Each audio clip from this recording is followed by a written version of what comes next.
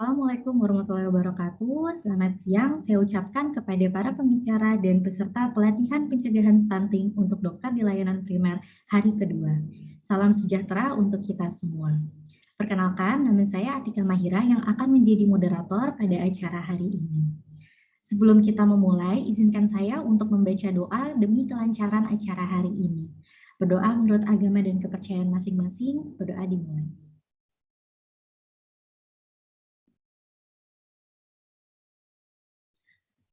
Berdoa dicukupkan. Baik, ada beberapa hal yang ingin saya sampaikan terlebih dahulu.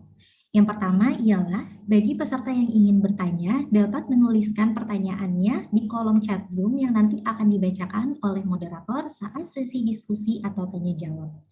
Yang kedua, terkait absensi akan dibagikan link di kolom chat Zoom pada saat sesi diskusi atau tanya jawab. Jadi diharapkan untuk seluruh peserta mengikuti acara ini sampai akhir. Dan seluruh materi akan kami rekam dan diupload di akun YouTube kami, yaitu di Iluni FKUI 97. Kepada seluruh peserta juga dapat memfollow akun media sosial kami di Instagram, Facebook, dan juga di YouTube. Selanjutnya, saya akan membacakan rundown acara hari ini terlebih dahulu.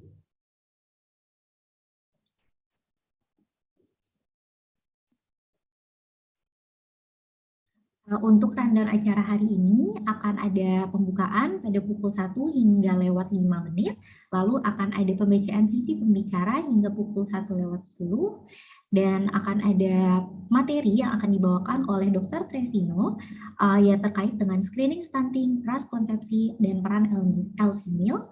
Dan lalu setelah itu akan ada penayangan video sponsor, selanjutnya akan ada pengumuman, dan diakhiri dengan diskusi tanya jawab, lalu akan ada penutupan serta foto bersama para peserta.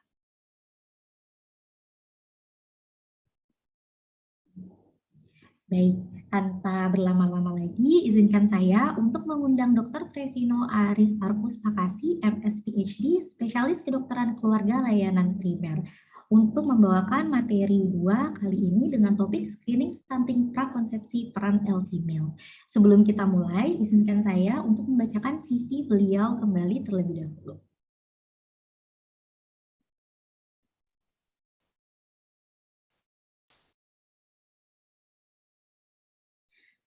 Baik, Dr. Trevino merupakan seorang lulusan dokter di Fakultas Kedokteran Universitas Indonesia pada tahun 97 dan lulus program postgraduate dengan fokus pada kedokteran komunitas di Occupational Safety and Health di Fakultas Kedokteran. Selanjutnya, beliau merupakan dosen juga di komunitas kedokteran komunitas and public health dan juga fokus pada kedokteran keluarga dan layanan primer. Beliau juga merupakan koordinator di Service Research and Education di Klinik Satelit Makara UI dan memiliki beberapa experiences menjadi konsultan di WHO pada tahun 2015, ADB tahun 2015, ada Plan International, World Vision, dan Nutrition International.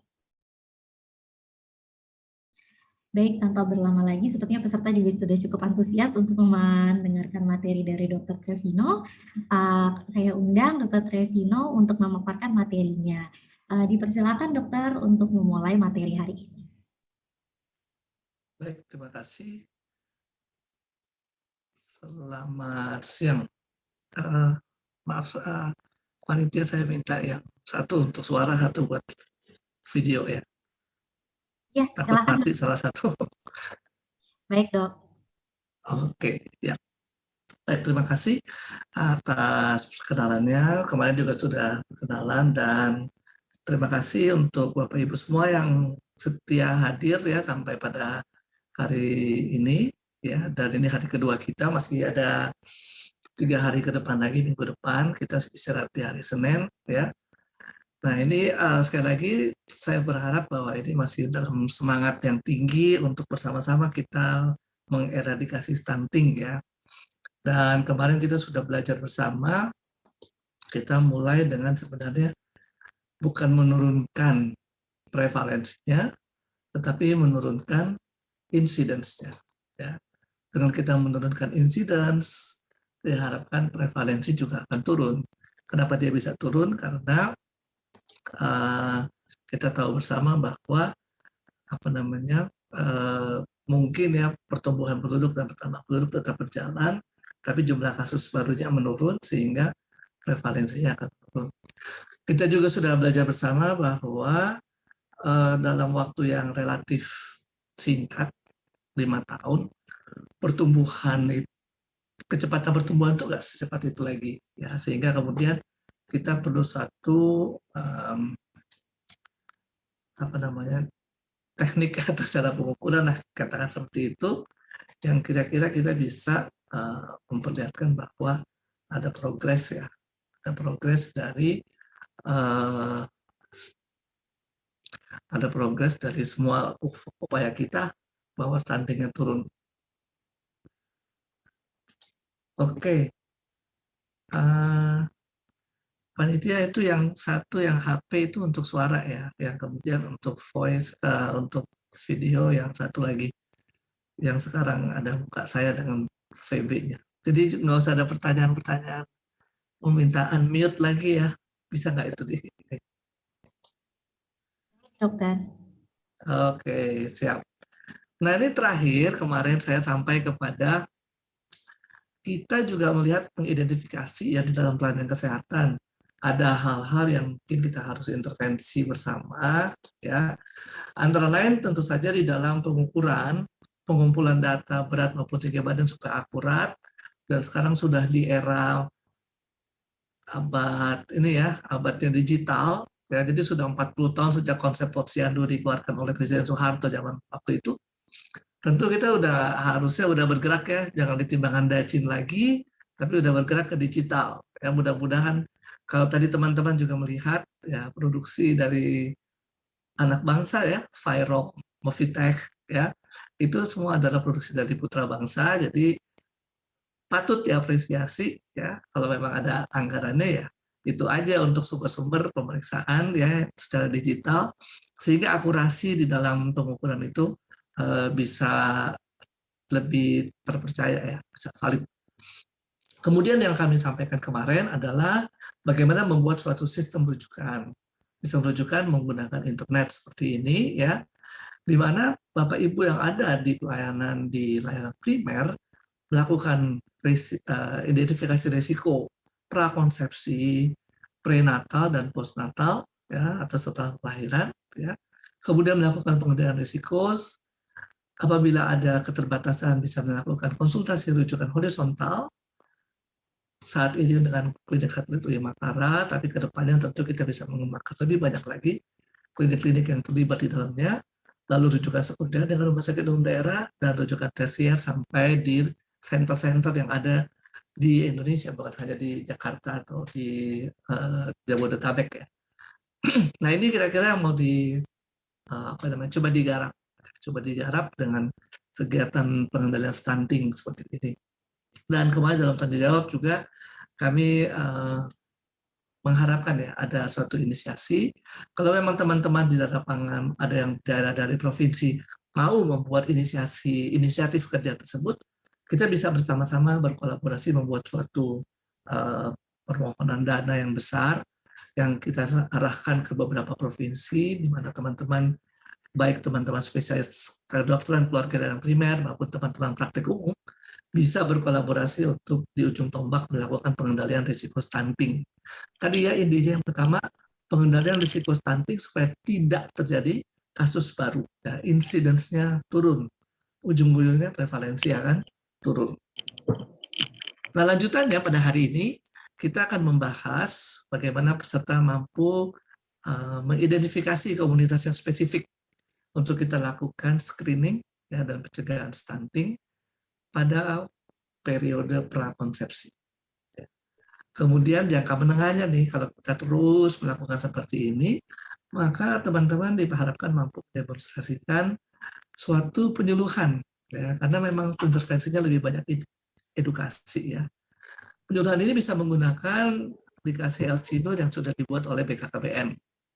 Dan jangka panjang, kegiatan itu akan membuat kita jadi kompeten kalau kita terus-terus melakukan seperti itu ya, sehingga kemudian otomatis ketika teman-teman semua di lapangan mendapatkan kelompok usia reproduksi, yang kemudian misalnya belum menikah, calon pengantin dan sebagainya, langsung kompetensinya langsung keluar karena berdasarkan afektif dan berdasarkan knowledge yang cukup untuk mau melakukan screening terhadap risiko-risiko stunting pada periode prakonsepsi. Nah ini tujuannya ya. Sekali lagi dengan hanya 2 jam ini knowledge yang akan meningkat ya. Tapi kemudian kalau teman-teman mempraktekkan seperti kemarin segitiga Miller ya, kalau sempat mengingat lagi yang kemarin, maka dengan kita mempraktekkan apalagi mengajarkan kepada orang lain, tentu kita akan lebih retensinya yang lebih ingat ya, dan lebih banyak lagi yang kita bisa jangkau ya. Apalagi kalau mengajarkan ini kita mendelegasikan screening atau identifikasi faktor risiko pada teman-teman tenaga kesehatan lainnya ya. Dengan kita mengajarkan, mensupervisi, maka retensinya makin banyak dan kita makin kompeten.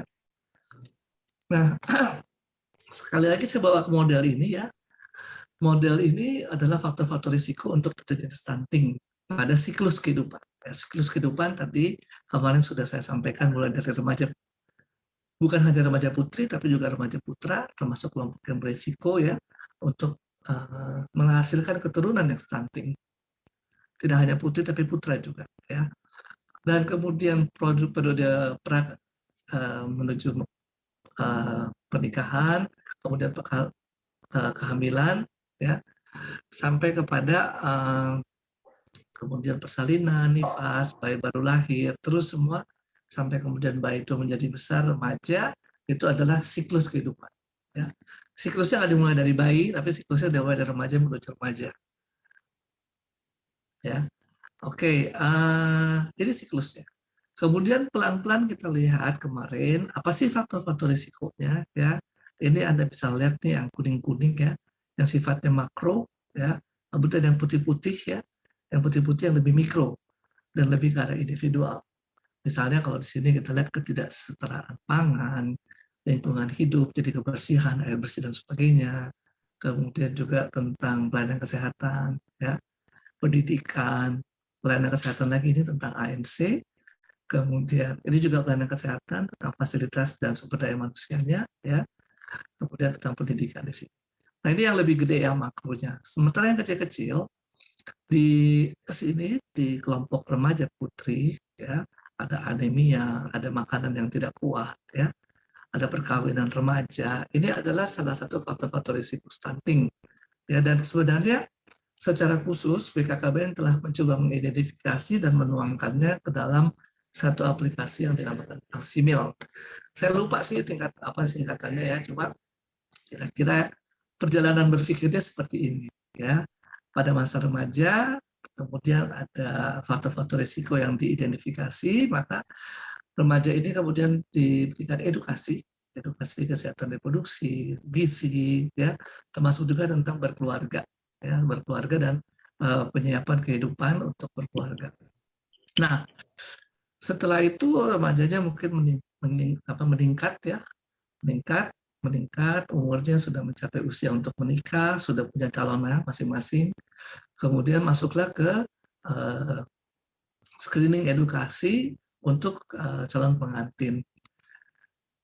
Nah, di sini kembali ada tentu dalam fase ini ada faktor-faktor risiko yang berbeda dengan yang remaja. Katakan kalau misalnya dulu remajanya jaim gitu ya, makannya sedikit, mau langsing, malah jadi kurus, malah jadi gizi kurang ya.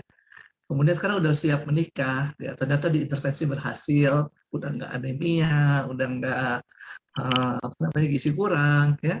Ketika dia menjadi calon pengantin, mungkin ada risiko-risiko yang lain. Termasuk di dalamnya penyakit-penyakit infeksi kronis, infeksi penyakit menular seksual, itu yang harus di-screening. Termasuk juga risiko-risiko infeksi pada kehamilan, itu juga yang harus dilakukan vaksinasi misalnya, atau intrapartum ya, itu yang harus divaksinasi, seperti memberikan TT, screening untuk penyakit-penyakit kronis seperti HIV, tuberkulosis, malaria, diabetes ya, supaya ketika ibu ini hamil, kehamilannya sehat ya. Nah itu dilakukan pada calon pengantin. Kemudian langkah berikutnya ketika sudah hamil ya, dan kemudian melahirkan, ada faktor ibu dan faktor anak ya. Selanjutnya lagi adalah setelah anak lahir, anaknya ya yang kita lakukan screening. Kira-kira seperti ini ya perjalanannya, bagaimana setiap siklus kehidupan dokter-dokter berkolaborasi dengan tenaga kesehatan membagi tugas supaya masing-masing mempunyai perannya dan melakukan itu pada komunitasnya. Nah, ini komunitas sekali lagi bukan berarti hanya puskesmas yang bertanggung jawab dengan wilayah kerjanya, tetapi memang juga semua dokter praktek yang ada di layanan primer mempunyai tanggung jawab buat itu. Khususnya mereka yang sudah bekerja sama dengan BPJS, seharusnya memang mempunyai komunitas. Ya, mempunyai komunitas itu kemudian dia bisa pilih-pilih, oh ini adalah yang remaja, ini adalah yang calon pengantin, ini adalah yang ibu hamil ya atau keluarga baru, kemudian ini adalah yang sudah punya anak ya. Anaknya juga kita bisa pilih-pilih kelompok bayi, kelompok toddler, kelompok balita ya, sampai kelompok kelompok yang lewat balita ya. Tapi sekali lagi ketika kita bicara lain dengan program pemerintah dan Renstra yang kemarin kita lihat ya, atau cara pengukuran prevalensi stunting pada balita, maka pembaginya kan balita. Begitu balitanya lulus, lewat dari usia balita, hilang dia, tidak lagi berlaku sebagai pembagi ataupun pembilang ya di dalam menghitung prevalensi balita. Tapi tetap aja balita itu kalau masih stunting, meskipun dia sudah usia 6 tahun ke atas, dia tetap stunting ya. Makanya kalau kita kembali ke siklus kehidupan seperti ini agak berbeda sedikit dengan Renstra. Ya, karena kita akan melihat bahwa usia sekolah itu juga menjadi ranahnya dokter-dokter yang bekerja di layanan primer. Ya. Programnya nggak boleh berhenti hanya setelah lewat balita. Oh ya udah, selesai lewat balita, bukan urusan saya lagi. Barangkali kalau kita bicara program, ya. Tetapi ketika kita bicara individual care, maka sampai usia sekolah, bahkan sampai remaja lagi, dan kemudian menyiapkan dia menjadi calon orang tua, kita harus mengejar yang masalah-masalah gizi tadi ya. Dan kita sudah belajar kemarin bahwa ada periode di mana stunting itu bisa dikejar ya, ada pertumbuhan cepat yaitu usia remaja. Meskipun tidak bisa secepat bayi. Ya. Bayi dalam 1 tahun pertama, dari yang 49 cm, 50 cm, bisa mencapai 70-an cm. Ya, sampai 5 tahun kemudian hanya sampai 100 ya, 90-100 cm. Ya. Menurun kecepatannya. Ya, nanti remaja naik lagi, kemudian lagi sampai kemudian tidak bertumbuh, tidak nambah tinggi maksudnya. Ya. Nah ini adalah tetap menjadi urusan dokter, ya meskipun itu bukan program balita lagi, katakan seperti itu ya. Saya juga mungkin salah ngomong, saya juga kurang tahu program KIA-nya sampai seberapa jauh ya. Tapi setidaknya ketika kita bicara sini stunting pada balita, tentu lewat dari balita yang saya pernah dengar tidak disebutkan lagi sebagai pembilang ataupun pembagi ya di dalam menghitung prevalensi stunting pada kelompok balita. Nah ini yang dikembangkan dan diajarkan oleh BKKBN kepada kami, dan juga kami pasti yakin juga Bapak Ibu mungkin juga sudah dengar, ini hanya refreshing lagi, strategi pencegahan stunting dari hulu, ya bukan hilir lagi. Mungkin zaman-zaman dulu kita sekolah, saya sekolah juga, sering kita belajar tentang therapeutic feeding center, ya, menemukan bayi yang kurang gizi, kemudian dilakukan therapeutic feeding center, itu sudah agak telat, ya. Sudah menjadi hilir. Ini sekarang ditarik ke hulu sekali, bahkan hulunya itu sampai sehulu-hulu mungkin ya, yaitu pada masa remaja. Nah, apa yang strategi mau dikembangkan? Pertama screening. Jadi cari dulu nih identifikasi risikonya ada tidak ya. Terutama sih pada kelompok jatin ya, atau calon pasangan usia subur. Jadi kalau sudah calon pengantin kemudian sudah menikah ya, menjadi calon pasangan usia subur. Anak pertama lahir, anak kedua itu juga tetap pasangan usia subur ya. Jadi bukan berarti kalau anak pertama survive, tidak terjadi stunting, anak kedua tidak berisiko lagi, tetap kemungkinan berisiko. Ya, apalagi kemudian misalnya hidup di daerah yang endemis penyakit infeksi kronis seperti tuberkulosis, malaria dan sebagainya, itu tetap berisiko ya untuk melahirkan anak yang berisiko stunting. Ya. Nah, setelah di screening, lakukan edukasi kesehatan reproduksi dan gizi, ya. Kemudian strategi tambahannya pendampingan. Nah, pendampingan ini saya tidak tahu ya, mungkin per definisi bisa kader, bisa apa namanya ini PLKB, ya. Tapi ternyata saya juga bisa mendaftar sebagai pendamping. Saya juga coba-coba masuk ke LCMIL, saya bisa langsung sebagai pendamping, ya, tanpa mengetahui latar belakangnya apa. Artinya ya siapapun Bapak Ibu yang tenaga kesehatan, ya, dengan punya knowledge, punya pengetahuan yang cukup ya untuk strategi pencegahan stunting ini bisa membantu keberhasilan program edukasi cash flow dan gizi untuk calon pengantin dan pasangan-pasangan usia subur. Nah ini ada aplikasinya yang namanya Elsinur yang kita bisa minta calon-calon remaja dan sebagainya. Itu kan yang sekarang remaja, calon pengantin itu kan lahir tahun 2000-an. Ya, berarti kan mereka termasuk generasi milenial yang sudah sangat melek dengan aplikasi, komputer dan sebagainya. Mungkin ini malah lebih menarik buat mereka untuk mendapatkan informasi dan edukasi. Nah, kalau mereka sudah mendownload itu, sudah mengunduh, mereka bisa memasang di HP-nya, maka akan ada pertanyaan-pertanyaan kuesioner yang kemudian kita sebagai pendamping bisa membacanya. Jadi yang disebut dengan variabel atau indikator screening, ya, yaitu usia, berat badan ideal, kemudian status gizi, dan perilaku merokok, atau keterpaparan asap rokok. Nah, ini usia ya, idealnya 21 sampai 35 tahun itu usia ideal untuk pernikahan, ya. Tidak disebut laki-laki atau perempuan. Jadi memang usia idealnya seperti itu. Kemudian berat badan ideal, ya. Berat badan ideal ini dihitung dari indeks massa tubuh. Nah, indeks massa tubuh, ya, kenapa disebut berat badan ideal, tapi kemudian indikatornya IMT, ya, karena IMT itu kan kalau Bapak Ibu tahu berat badan dibagi tinggi badan kuadrat, ya, dan tinggi badan itu dalam meter, berat badan dalam kilogram. Tinggi badan setelah melewati usia 18 tahun, 19 tahun akan relatif stabil, ya. Relatif stabil artinya memang nggak nambah tinggi lagi. Ini juga suatu ada ide di baliknya, ya, indikator variabel berat badan ideal, tapi indikator IMT. Kenapa? Karena T-nya itu tinggi badannya nggak akan nambah-nambah lagi, relatif konstan. Makanya berat badan yang sebenarnya yang kita lihat, ya. Nah, berat badannya nggak boleh kurang, terlalu kurus dan nggak boleh kelebihan, ya. Diharapkan normal, dan indikator untuk melihat normalnya adalah indeks massa tubuh antara 18,5 sampai 25. Kenapa nggak 24 atau 23,9? Itu indikator yang berbeda, ya. Kita bicara indikator untuk penyakit metabolik 23,9. Ya. Ini mungkin indikator, saya kurang tahu sejarahnya, tapi asumsi saya indikator berat badan 25 ini lebih kepada untuk usaha persiapan kehamilan. Itu yang tapi mungkin kalau ada teman-teman yang tahu, boleh silakan menyampaikan di sini. Ya. Lalu status gizi dihitung dari lingkar lengan atas dan juga kadar hemoglobin. Ya. Nah, yang normal kalau status lingkar lengan atasnya di atas 23,5 cm, kemudian HB yang normal antara 12 sampai 16 gram per desiliter untuk laki-laki maupun perempuan. Ya.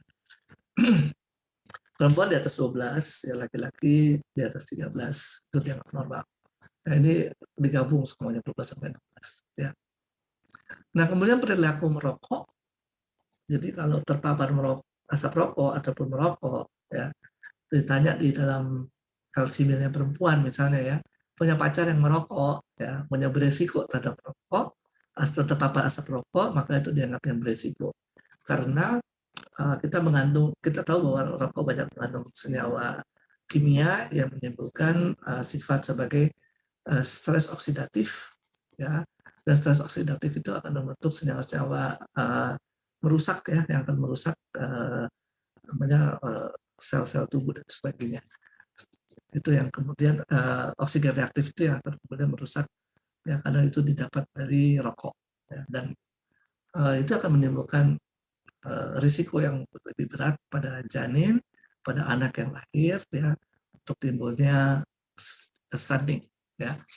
Jadi ini indikatornya, ya, indikator yang ditetapkan oleh BKKBN dalam LCMIL ya, dan ini bisa di-download dari Play Store.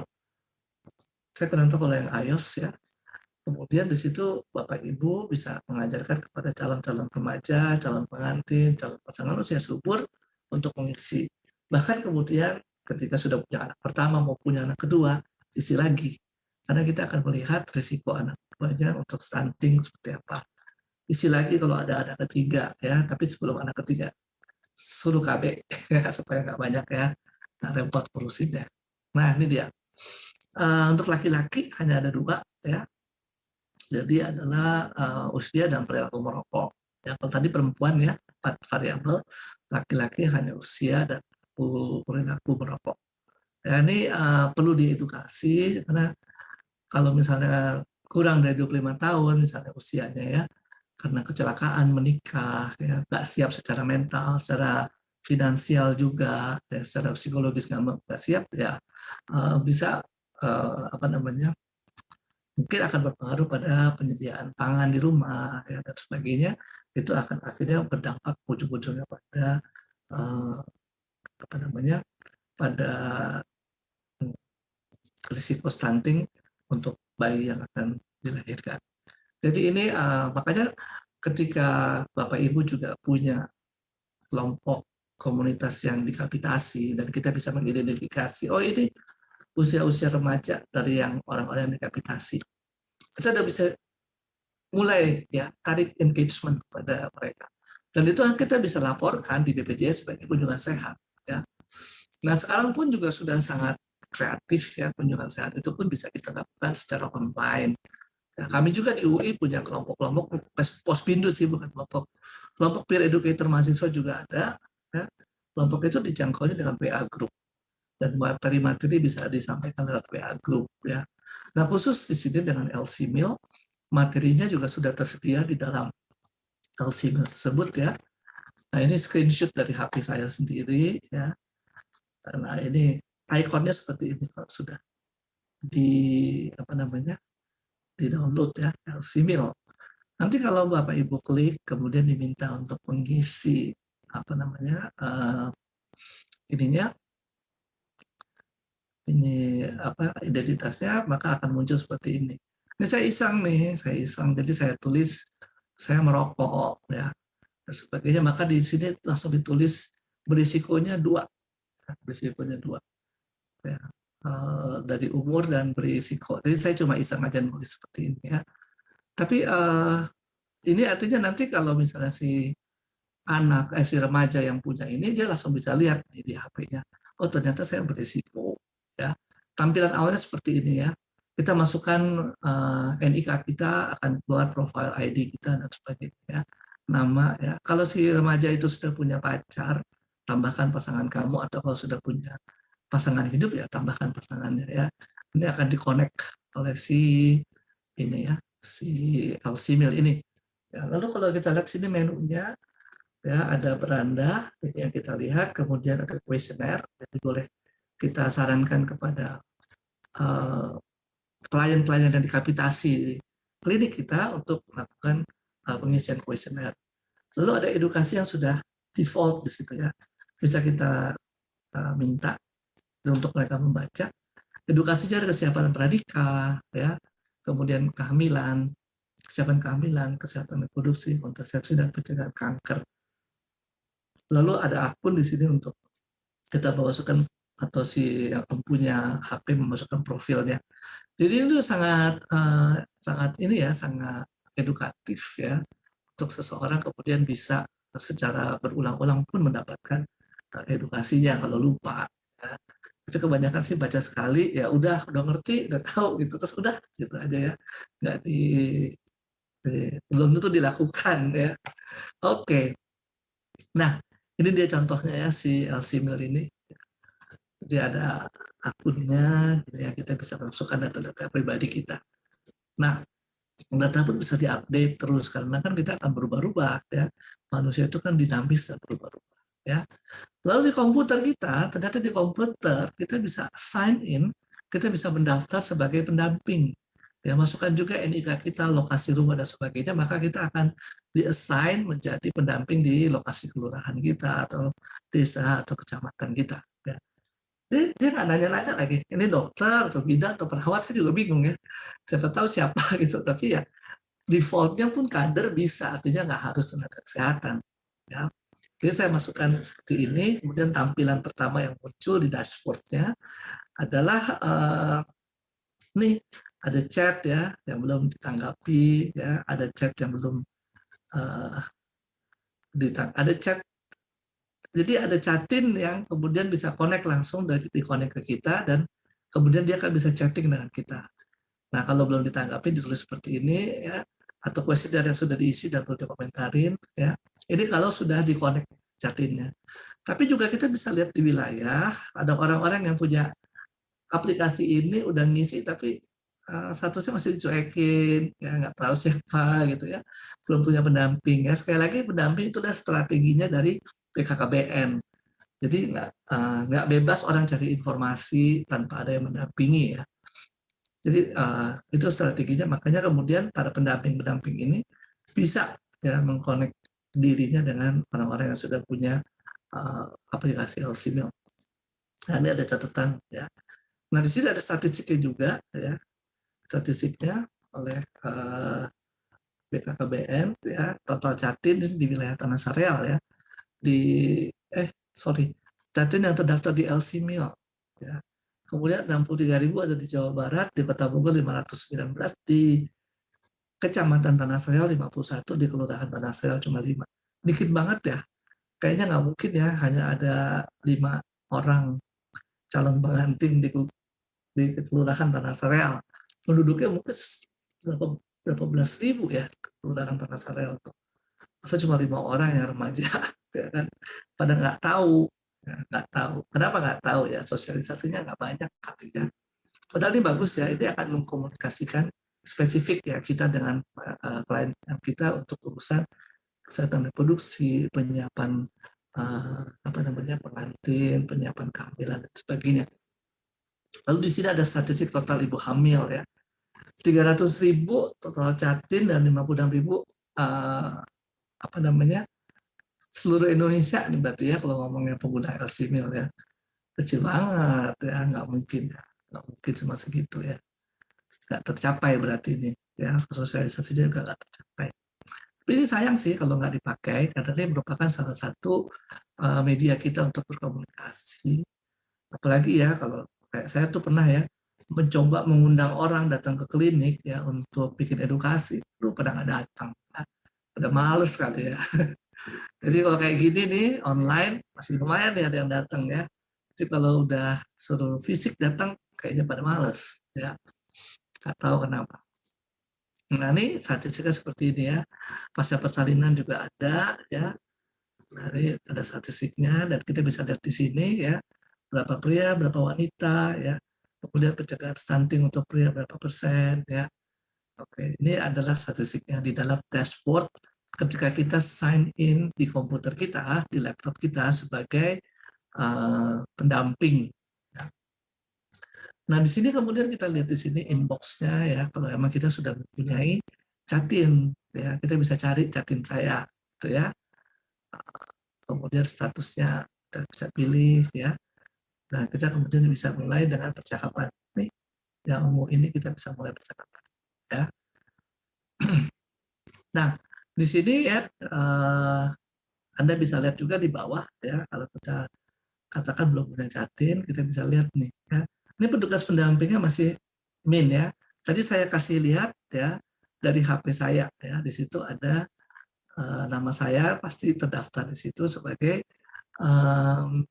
pengguna LCMIL ya. Nah, saya juga sebagai seorang pendamping akan bisa melihat siapa sih pengguna LCMIL yang belum mendapat pendamping. Nah, ini nama saya ada di sini ya. Jadi saya dengan lokasi di sini, nomor telepon ini ya, ternyata belum punya pendamping ya. Aksinya apa nih bisa kita pilih ya. Mau ngapain. Oke. Nah, ini kliknya ini ya, user management. Tadi dashboard, inbox yang kedua, kemudian user management ya. user management, jadi kita mau ngapain. Ya, memanage tentunya akan sangat bagus, saya pikir akan sangat menjadi suatu ini yang menarik ya, kalau kita bisa interaktif dengan klien-klien kita yang setidaknya yang terikat dengan BPJS. Apalagi kemudian katakan dokter-dokter di sini mempunyai inisiatif untuk sekolah, punya UKS ya.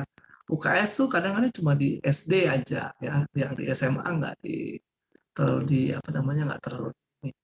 Nah, padahal ini kan sesuatu kegiatan pencegahan yang baik ya. Nah, terutama mungkin yang puskesmas, karena puskesmas mempunyai satu link ya dengan sekolah-sekolah melalui UKS, pembinaan UKS. Ya, dan itu bisa dilakukan kalau kemudian dalam edukasinya kita sampaikan nih ada apa namanya program simil. Saya pikir itu udah jarang ya orang yang nggak punya HP, nggak punya smartphone. Bahkan di pedesaan di ujung-ujung Pulau Timur juga saya pernah pendudukan di SMA sana udah pada punya smartphone ya.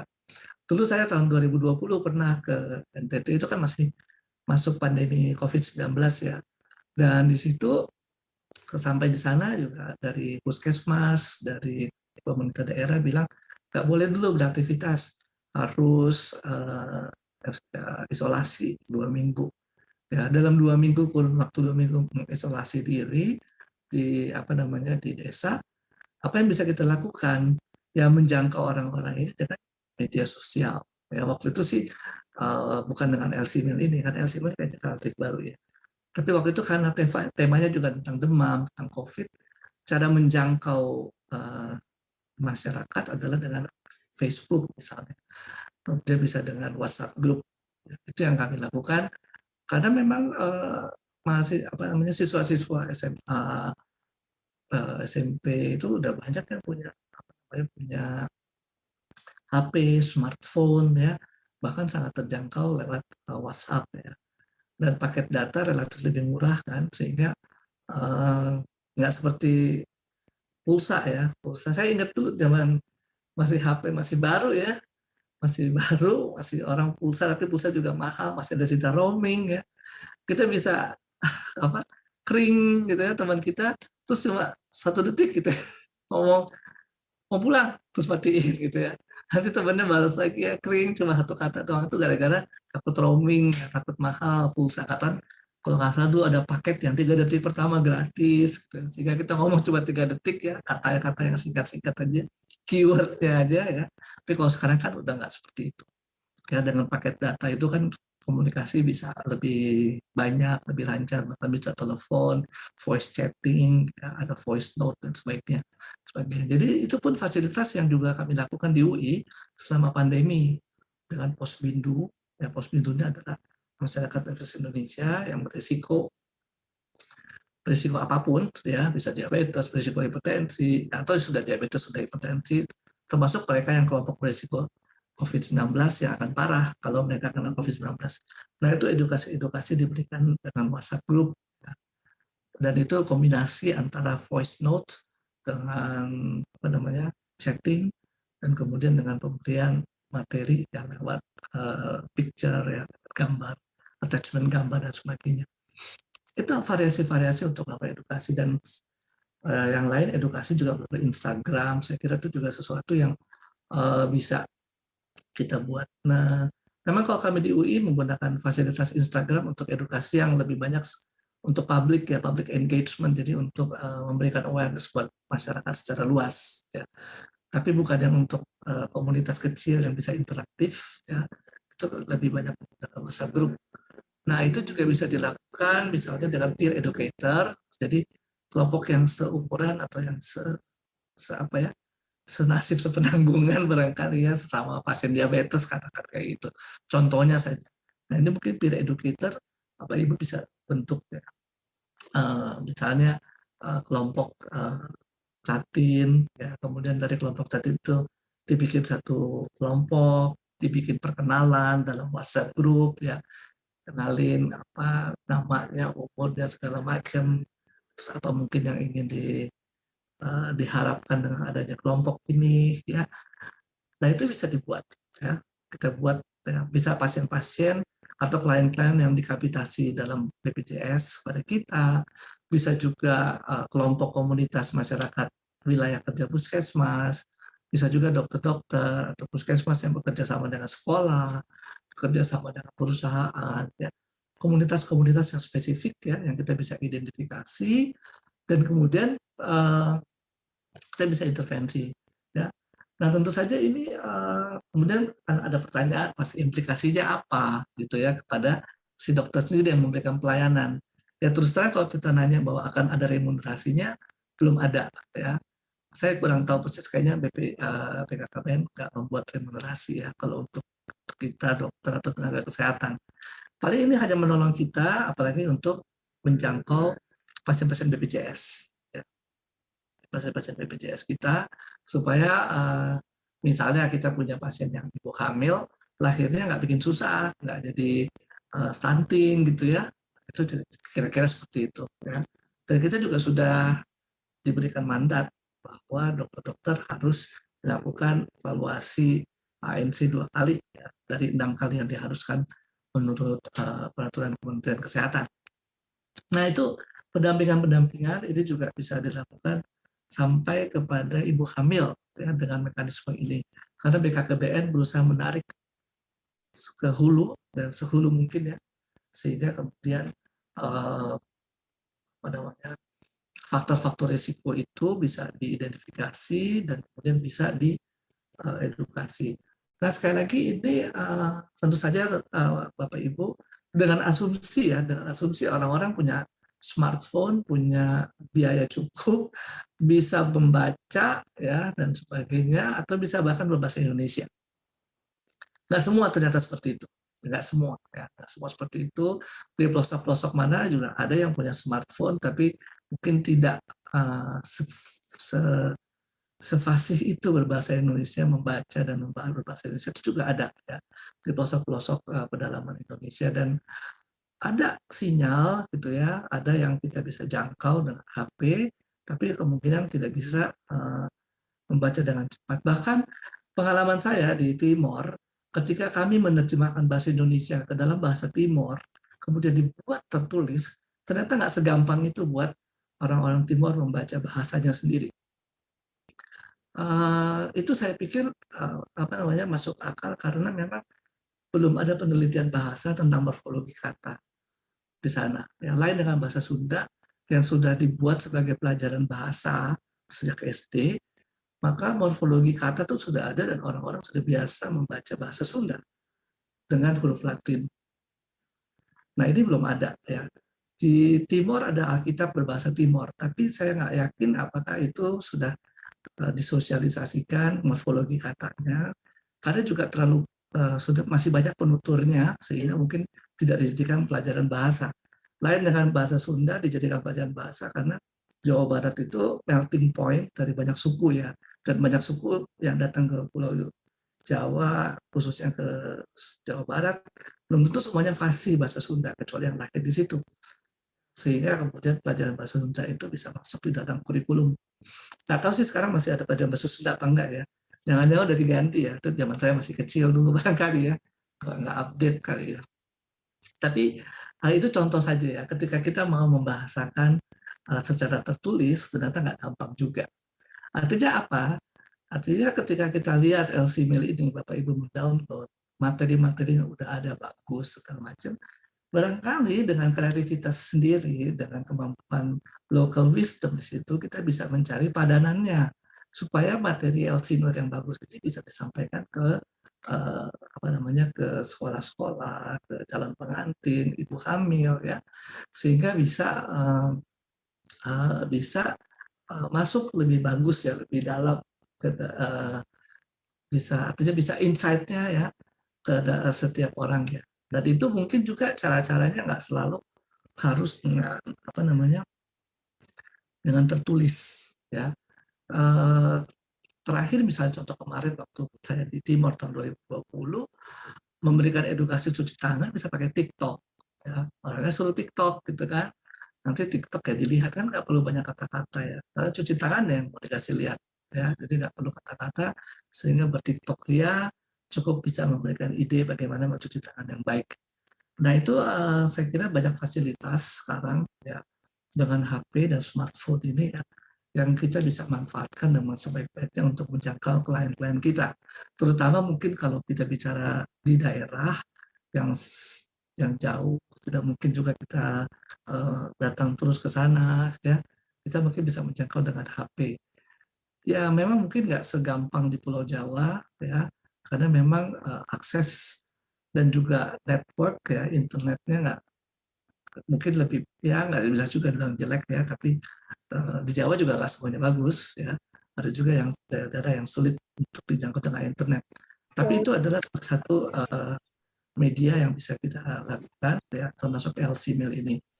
Nah sekali lagi LC Mill ini memberikan sarana, tapi bukan satu-satunya sarana. Jadi Bapak Ibu bisa melihat materi-materinya, screeningnya tadi misalnya 4 variabel buat wanita, perempuan, ya calon pengantin perempuan, dan 2 variabel buat calon pengantin laki-laki. Itu idenya yang ditangkap. Kemudian kita men-screening di mana?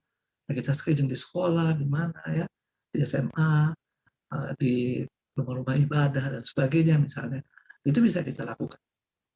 Ya, jadi kita bisa membantu mengidentifikasi faktor-faktor risiko sedini mungkin. Ya. Nah, ini Anda lihat contoh lagi ya dari dashboardnya ya. Nah, ini tadi yang saya isi dengan kuesioner di HP saya, bahwa saya di laporan HP saya dibilang, oh si Trevino ini beresiko. Ya. Ternyata di dalam dashboardnya, apa namanya, di dalam dashboardnya pendamping, sudah ketahuan juga risiko. Ya. Pendampingnya udah ada, oh belum. Nah, disinilah kita kemudian bisa memulai chatting ya kepada uh, si calon pengantin ya, sehingga kemudian bisa komunikasi dengan baik ya. Nah, ada logbooknya juga ya, nanti kita bisa ini ya. Nah, kemudian apa yang kita ini sih saya cuma iseng ya, bahwa kuesioner itu bisa berubah ya. Sekarang saya nggak merokok, besok saya bisa merokok, ya kan? Sehingga ini saya kasih contoh saja. Tadinya saya sebut ideal untuk sebagai calon pengantin, ya. Tapi kemudian sekarang disebut berisiko sebagai calon pengantin. Hanya karena saya memasukkan merokok, ya.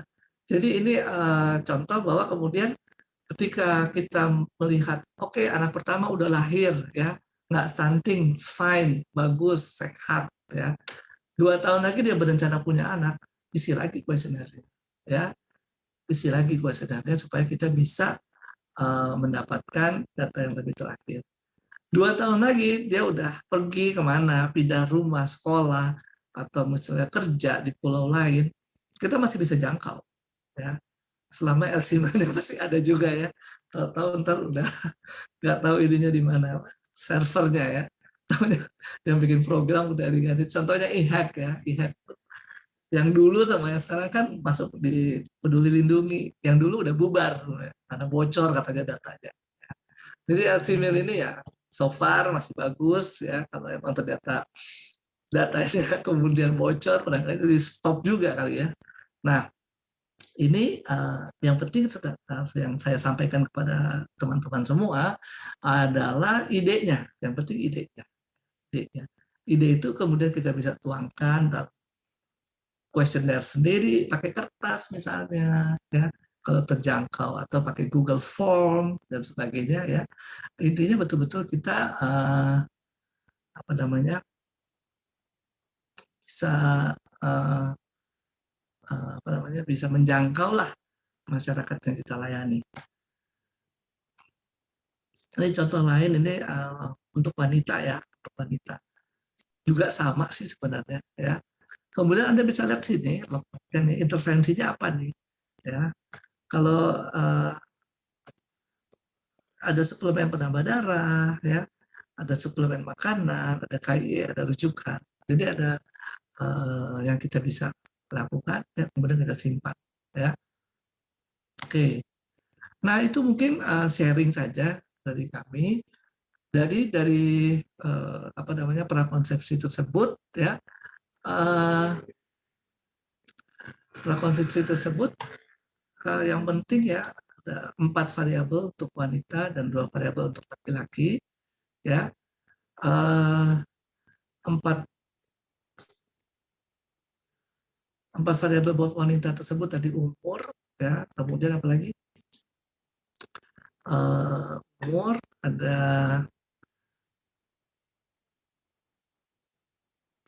berat badan, apalagi status gizi, dan kemudian perilaku atau terpapar rokok, asap rokok.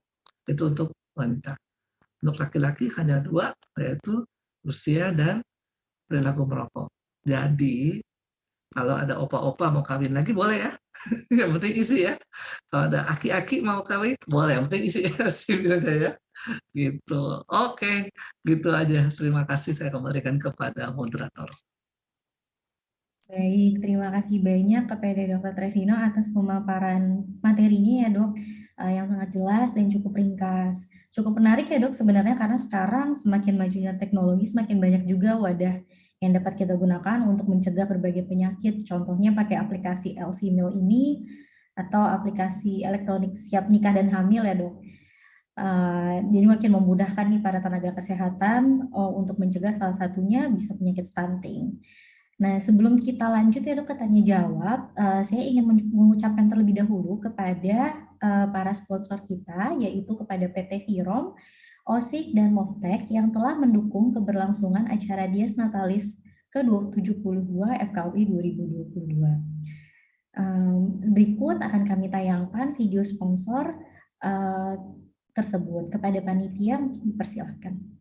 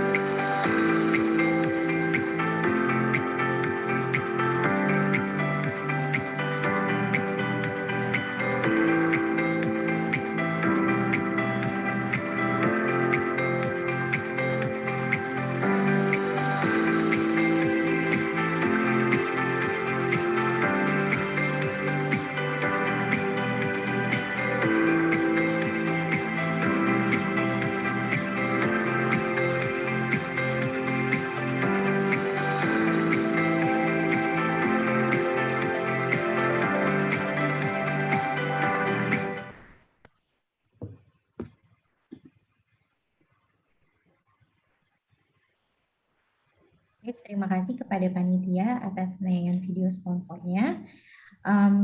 Izinkan saya untuk menyampaikan ada beberapa hal terlebih dahulu. Nanti para peserta yang bertanya-tanya terkait dengan link absensi akan dibagikan di kolom chat Zoom dan diharapkan untuk seluruh peserta dapat mengisi link absensi tersebut sebagai syarat untuk mendapatkan sertifikat webinar ini. Nah, sekarang kita akan masuk ke sesi diskusi. Nah, panitia telah mengumpulkan nih beberapa pertanyaan dari peserta diskusi yang ada dari kolom chat Zoom. Mungkin saya bisa mengundang kembali Dr. Trevino untuk hadir di ruang Zoom ini, Dok. Ya, sudah hadir. Baik, Dok. Oke, kita mulai ya, Dok, untuk tanya jawabnya ya, Dok. Ya. Baik, Dokter. Saya izin membacakan, Dok, ada pertanyaan dari Dr. Rayu dari dokter umum. Mengatakan aplikasi screening stunting pada chatinnya sangat bagus dan menarik, Dok, untuk LC-Meal ini. Nah, pertanyaan dari Dr. Ayu yaitu adakah checklist faktor resiko stunting untuk 5-10 tahun ke depan pada remaja, Dok, yang bisa kami pergunakan di posyandu remaja binaan kami di Puskesmas dalam upaya pencegahan stunting yang dapat dimulai dari fase remaja ini. Mungkin boleh jawabannya terlebih dahulu, Dok. Maksudnya diminta ada checklist ya dibuat gimana maksudnya? Mungkin bisa diperjelas sedikit pertanyaannya dari penanya. Silakan buka mikrofonnya. Baik, Dok. Mungkin kepada Dokter Ayung kalau boleh untuk on mic saja, Dok. Jadi bisa langsung bertanya dengan Dokter Trevino. Ya, terima kasih atas waktunya.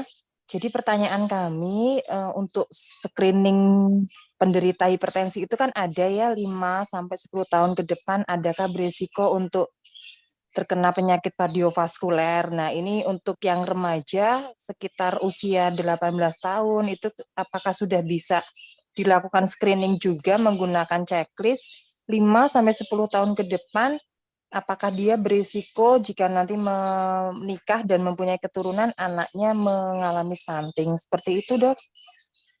Oh, oke. Yang saya terima kasih Dokter Ayu. Yang saya mungkin baru dapat ini ya yang BKKBN ini yang lain LC-Meal ini. Jadi yang tadi yang ada 4 variabel untuk remaja putri dan 2 variabel untuk remaja putri. Yang bentuknya mungkin bukan checklist ya mengisi kuesioner ya tidak seperti itu. Nanti kemudian ya kita bisa melihat bahwa secara otomatis dia akan di assign sebagai berisiko atau tidak berisiko. Tapi bukan bentuknya mungkin bukan checklist ya, hanya mengisi dari aplikasi. Mungkin mudah-mudahan bisa menjawab, Dok.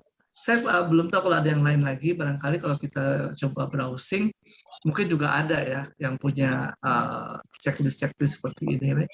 Tapi mungkin saya nggak mendalami, maaf, saya nggak mencari-cari lagi, karena kebetulan dengan sesuatu yang kalau saya pikir ini dikeluarkan oleh pemerintah, ya. Jadi alangkah baiknya kalau didahulukan. Itu aja sih mengapa saya sampai kepada LC-Meal. Tapi mungkin ada pertanyaan-pertanyaan yang lebih detail, question atau checklist yang lain. Oh, iya. Terima kasih, Dok. Berarti yang perempuan hanya 4 pertanyaan tadi ya yang disampaikan di awal bahwa perempuan usia, kemudian berat badan, status gizi dan terpapar asap rokok, sedangkan yang laki-laki usia dan terpapar asap rokok itu saja ya, Dok ya? Iya, betul Dok. Terima kasih, Dokter. Terima kasih. Baik, terima kasih banyak kepada Dokter Ayu atas pertanyaannya, Dok. Jadi bisa dipantau melalui aplikasi LC-Meal ini ya, Dok. Mungkin nanti untuk pencegahan stunting ke depannya bisa dipantau secara berkala perkembangan dari nanti ada anaknya kah kalau misalnya sudah hamil dan sudah melahirkan gitu untuk mencegah ke stunting ini. Lalu terkait dengan pertanyaan yang kedua ya, Dok, saya lanjut ke pertanyaan yang kedua. Jadi ada dari Dokter Agusta. Pertanyaannya, sebagai masukan agar aplikasi ini mempunyai nilai lebih disease medis, maka sebaiknya dibuat menu LC-Meal terpadu dan terintegrasi dengan pembiayaan kesehatan atau BPJS, Dok. dan tindak lanjut medis, contoh misalnya dari hasil screening perlu rujukan intervensi medis atau misal PUS dengan TB serta rekomendasi secara medis. Demikian, Dok. Mungkin Baik, kalau mungkin sorry. ya, Dokter. Baik, Dr. Agusta, terima kasih untuk masukannya. Eh, Memang kalau ada waktu dan memang kami sedang berusaha ya untuk bisa connect dengan BKKBN, tentu nanti masukan ini akan menjadi masukan yang baik sekali. Eh, Sebenarnya kalau kita coba menggali juga pertanyaan-pertanyaan screening kesehatan di PCare dan kita masuk ke mobile JKN, ada sebagian sih pertanyaan-pertanyaan Alzheimer ini masuk ya. Sebagian seperti pertanyaan umur kan pasti ada ya, merokok pasti ada, ya berat badan itu bukan pertanyaan, tapi itu hasil pengukuran ya. Dan satu sisi juga hasil pengukuran. Kalau kita punya mobile JKN, punya pasien-pasien yang dikapitasi, kita bisa buka pasien kita, minimal kita akan dapat dua, yaitu umur sama berat badan. Kalau kita buka mobile JKN kita, Vaskes ya, untuk kita bisa melihat ini. Tapi memang secara itu masih manual kemudian untuk kita mau menghitung risiko berdasarkan LCMIL ini. Ya. Baik sih, sebenarnya bagus juga untuk kita coba ini integrasikan. Ya, tentu saja bukan kapasitas kami ya, karena baik BPJS, PCare, mobile JKN maksud saya maupun LCMIL itu kan dua instansi yang punya ya, beda. Yang satu BPJS yang punya, dan satu lagi BKKBN. Jadi itu baru bisa disarankan saja. Cuma kalau secara manual kita mau menarik hasil screening dari mobile JKN, kita hanya bisa dapat umur ya dari mobile JKN Vaskes ya, umur dan mungkin kebiasaan merokok ya, atau berat badan ya dari hasil data pengukuran. Tapi kita nggak bisa mendapatkan yang kebiasaan merokok kecuali kita tanya langsung ya, sama udah cuma itu ya, kebiasaan merokok ya. Kalau status gizi anemia ya kalau diperiksa tertulis di dalam PCare maka bisa dibaca oleh mobile JKN Vaskes itu, dan kemudian secara manual ya kita hitung sendiri resikonya. Hanya mungkin ya integrasi itu yang penting ya. Sedangkan edukasi kita bisa menggunakan media apapun, bisa menggunakan yang umum ya, sosial media yang ada, maupun yang spesifik seperti LCMIL ini. Terima kasih dok, nanti akan kami usahakan untuk mencari waktu untuk ketemu dan memberikan satu feedback untuk LCMIL ini. Baik, lanjut. Baik, terima kasih banyak Dr. Trevino atas jawabannya dan terima kasih Dr. Agusta atas sarannya untuk LCMIL ini. Lanjut, kita akan lanjut ke pertanyaan ketiga ya dok. Ada dari Dr. Lina terkait ini sebenarnya ini dok lebih maju lagi dok. Pertanyaannya udah menambah sedikit keluar dari LCMIL, nggak apa-apa ya dok ya. Jadi tanyakan dok, jadi ada screening apa saja yang bisa dikerjakan di layanan primer untuk calon pengantin? Karena untuk calon pengantin tidak bisa dibiayai BPJS dok. Nah lalu ada program triple eliminasi juga yang belum bisa disentuh pada screening prakonsepsi sehingga banyak kasus yang sudah terjadi kehamilan baru terdeteksi adanya penyakit seperti sifilis, HIV, atau hepatitis B. Apakah sudah dilakukan advokasi dari PDKI terkait dengan triple eliminasi ini pada Kemenkes? Mungkin boleh jawabannya dokter. Ya baik, terima kasih Dokter Lina ya. Memang kalau kita sampai di ujung tombak pelayanan, tentu akan berbeda ya antara guideline yang dikeluarkan oleh Kemenkes dan sampai di lapangan. Misalnya saja katakan tentang sifilis HIV yang saya pernah dengar, ya pernah coba ketahui, reagens misalnya itu harusnya ada dana APBD juga berkontribusi di situ. Tapi nanti kalau ada pergantian kepala daerah, belum tentu APBD-nya bisa turun untuk pengadaan reagens, sehingga kemudian jadinya mungkin tidak bisa melakukan screening sifilis, HIV, dan hepatitis B tersebut. Nah itu memang ya susah ya. artinya itu di luar ranah kemampuan kita sebagai pemberi pelayanan kesehatan, sebagai dokter, ya, itu hanya bisa kita lakukan dengan advokasi. Kalau terkait misalnya apa sih yang harus di screening, kan kita udah belajar bersama ya, bahkan ada panduan mengenai apa namanya, mengenai ANC dan sebagainya. Kita harus periksa HB, ya, kemudian periksa tekanan darah. Mungkin kalau itu yang sudah hamil ya, tapi sebagian bisa kita tarik ke sebelum kehamilan ya, seperti tekanan darah, HB itu bisa ditarik juga bahkan sebelum kehamilan. Setahu saya ada check up, ya, ada check up yang mungkin kita bisa klaim sebagai non kapitasi, tapi saya nggak terlalu tahu persis ya. Nanti bisa kita pelajari bersama-sama lagi dalam perjanjian kerjasama dengan BPJS yang non kapitasi. Karena ada juga yang kalau nggak salah sih non kapitasi ya, yang namanya pemeriksaan kesehatan. Kalau belum ada, berarti itu juga adalah bahan masukan buat kami akan melakukan advokasi ke BPJS. Tapi mungkin ya coba kita pelajari lagi klausul kerjasama antara BPJS dan klinik dan puskesmas, apa-apa saja yang tercakup dengan non kapitasi.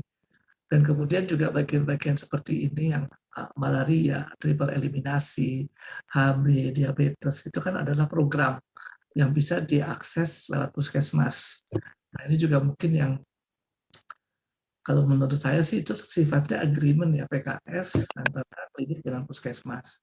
Misalnya kalau kita bisa mendapatkan reagens ataupun pemeriksaan dari puskesmas ya, sehingga nanti terus laporannya masuk ke laporan puskesmas sebagai laporan wilayah, tentu itu juga bisa dilakukan asal ada perjanjian kerjasama ya dengan wilayah tersebut ya. Dan sekali lagi juga kalaupun kita mengajukan belum tentu akan langsung dipenuhi ya, karena kadang-kadang juga puskesmas dan dinas kesehatan dalam pengadaan reagens kan tergantung dari DPRD ya, dari hasil pengajuan APBD ya, APBD-nya itu juga nggak gampang kan, lebih banyak fight-nya, tapi betul-betul keberhasilannya cukup. Jadi ya sekali lagi kalau kita menjawab permasalahan yang Dr. Lina hadapi, memang harusnya memang ke advokasi ya, advokasi dan mungkin juga harusnya lokal spesifik ya. Jadi nggak semuanya dilakukan di pusat, karena permasalahan-permasalahan lokal spesifik di tiap-tiap wilayah daerah ya, yang mungkin ya secara berkelompok lah dokter-dokter yang di situ yang memberikan pencerahan kepada kepala daerah atau kepada legislatif ya. Mungkin kalau perlu materi, perlu apa atau apa mungkin dari DKI pusat juga bisa menyediakan atau menyediakan, tapi yang spesifik masalahnya apa yang lebih mengetahui tentu saja wilayah tersebut ya, dan melakukan advokasi khusus spesifik untuk wilayah itu saja. Itu mungkin yang bisa saya komentari dari pertanyaan Dr. Lina. Terima kasih. Terima kasih banyak dokter atas jawabannya. Dengan Dokter Lina, apakah jawabannya juga sudah cukup terjawab ya dok ya, dengan pertanyaannya sudah cukup terjawab juga ya dok. Ini sebenarnya tadi udah pertanyaan terakhir dok untuk sesi diskusi tanya jawab ini, tapi mungkin kita bisa tanyakan lagi ya dok, kira-kira dari peserta lain apakah masih ada yang ingin bertanya, atau mungkin kalau bingung gitu melalui kolom chat bisa boleh kita persilakan di unmute atau mungkin di raise hand terlebih dahulu kalau jika ada yang ingin bertanya.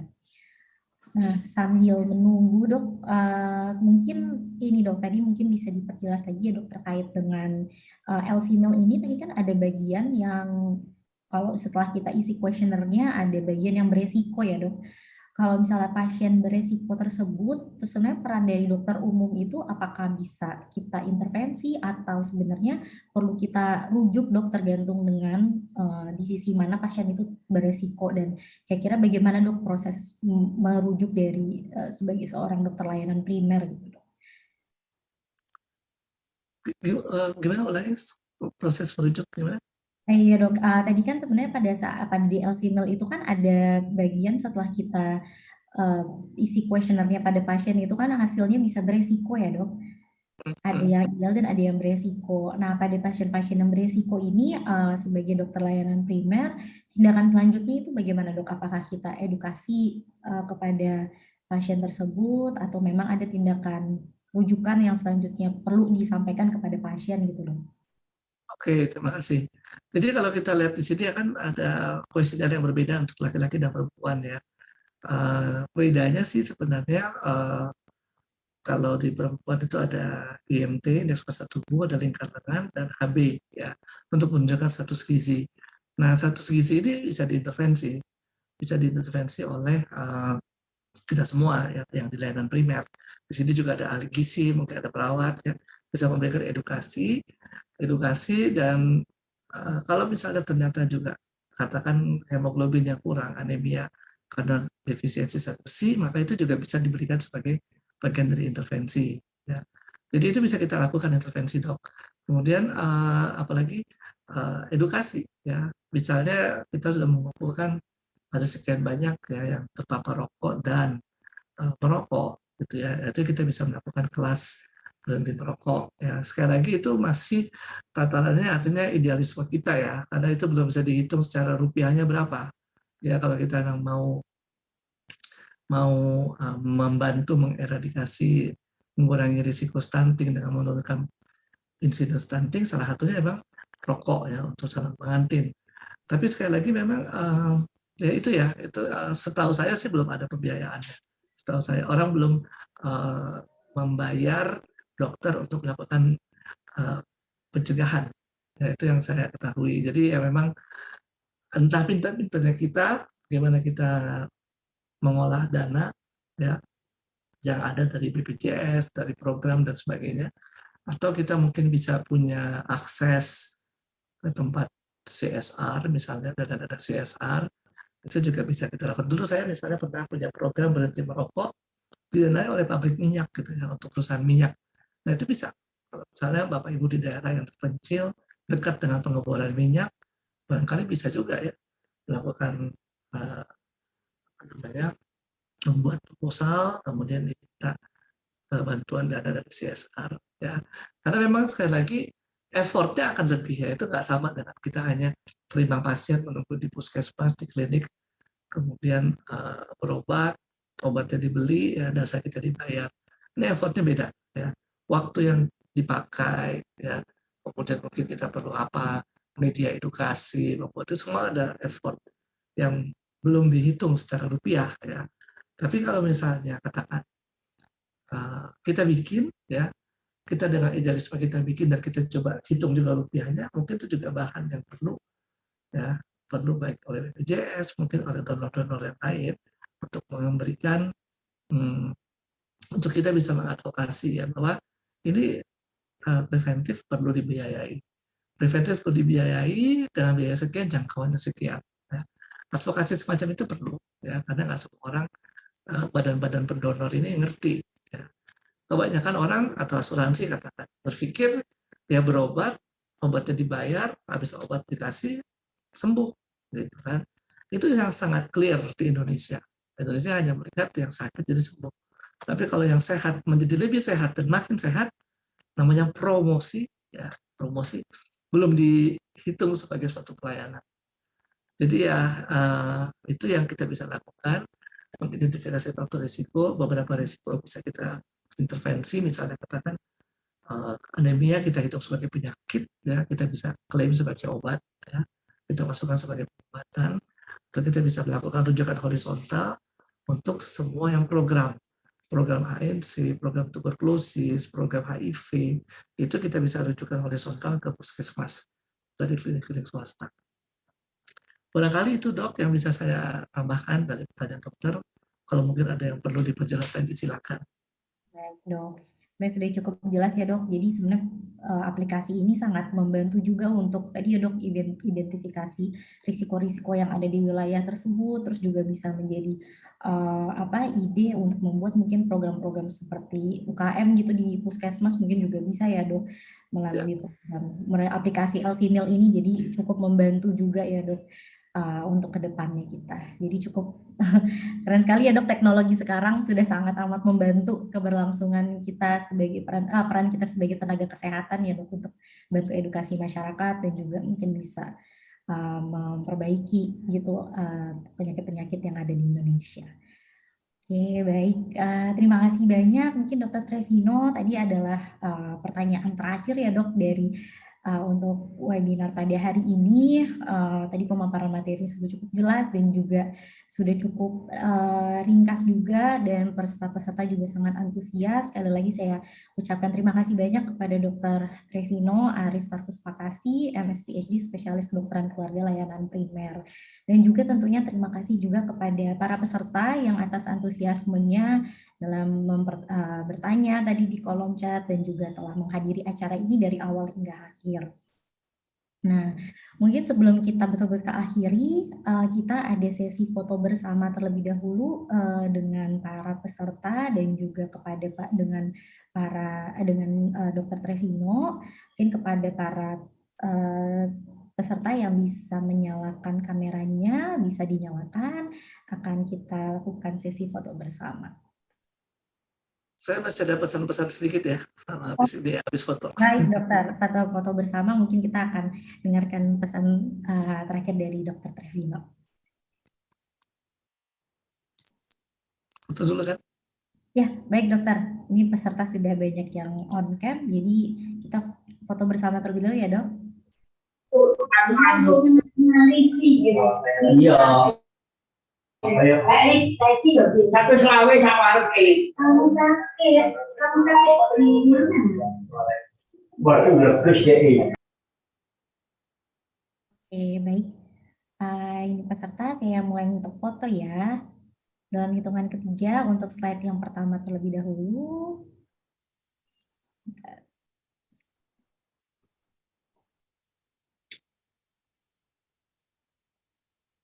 Satu, dua, tiga.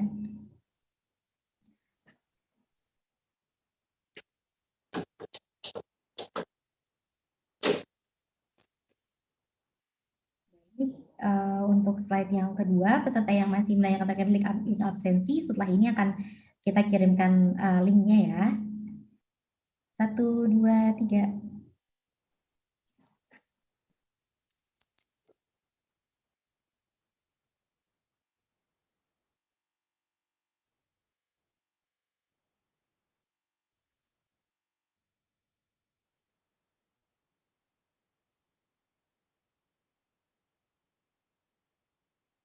Sekali lagi, 1, 2, 3.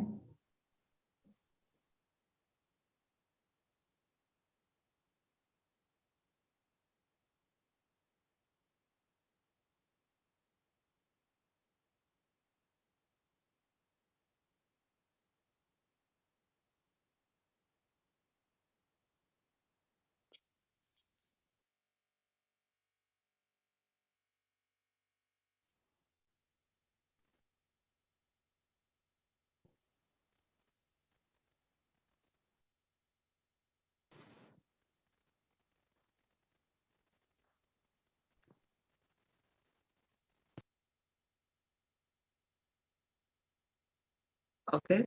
Oke, baik, sudah dok. Oke. Teman-teman semua, saya lanjut sedikit ya, lanjut sedikit aja. Jadi ada peribahasa tidak kenal maka tidak sayang. Jadi sekarang masuk ya di HP-nya ke Play Store. Lalu ketik tuh LC-Mail, ya, ketik LC-Mail dan masuk ya ke dalam situ, coba di-download sehingga kita bisa punya pengalaman sebagai yang punya LC-Mail ya di HP kita. Nanti dari situ kita bisa mengajarkan kepada wilayah kerja kita ya. Kalau belum punya ya, yang sudah punya silakan, tapi yang belum punya silakan mencoba mendownload LC-Mail. Kemudian juga di komputer masing-masing juga coba melakukan login ya. Memang di sini sekali lagi tadi yang saya bilang tidak ada pembiayaan di baliknya ya, tapi mungkin menjadi satu ini aja ya, satu hasil dulu ya yang kita coba ya, untuk melakukan edukasi. Setidaknya Bapak Ibu akan bisa melihat hasilnya mungkin 2 tahun, 3 tahun ke depan ya, ketika calon pengantinnya kemudian menikah, punya anak dan sebagainya, bisa melihat ke depan seperti itu. Dan itu meskipun mungkin artinya nggak banyak atau apa, tapi itu kontribusi yang bagus sekali ya. Dengan kita sudah punya itu, kita mencoba edukasi, lihat di Play Store, kemudian mencoba connect ya, kalau perlu mungkin dengan BKKBN wilayah ya, atau apanya mungkin ya, saya kurang tahu persis namanya, bisa berbeda-beda di tiap wilayah, tapi bisa connect, bisa mendaftarkan juga sebagai pendamping ya. Lalu mungkin yang puskesmas kan punya wilayah, bisa langsung masuk ke sekolah-sekolah ya, untuk kemudian mulai mencoba connect dan interaktif antara puskesmas dengan masyarakat yang dilayani. Itu pesan-pesan ya. Nah, sebenarnya ini adalah kalau nanti kami bagikan modul pelatihannya, ini tugas ya, tugas di modul ini ya tentang LCMIL. Jadi Bapak Ibu nanti akan mendapatkan tugas untuk mendownload dan mengedukasi LCMIL ini kepada 1 atau 2 remaja atau calon pengantin ya, yang ditemui di tempat praktek. Ini kalau 1 orang 1 ya, ada 130 orang. 1 orang sepasang, berarti sudah berapa tuh? 200 lebih ya yang tercover, sudah sangat menolong, sangat menolong. Baik, terima kasih banyak. Saya kembalikan kepada Ibu Dokter Moderator.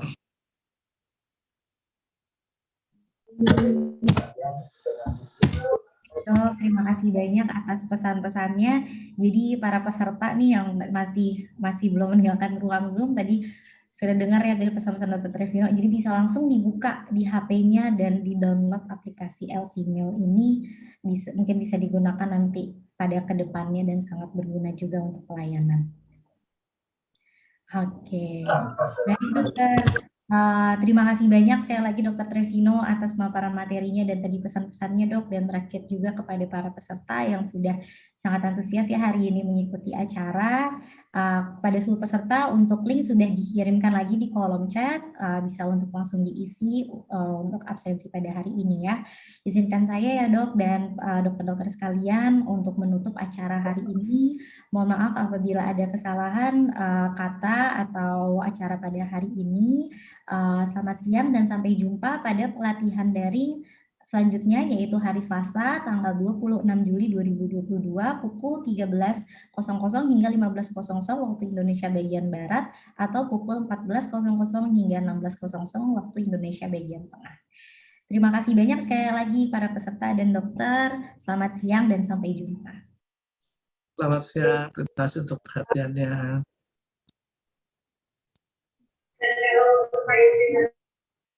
Terima kasih.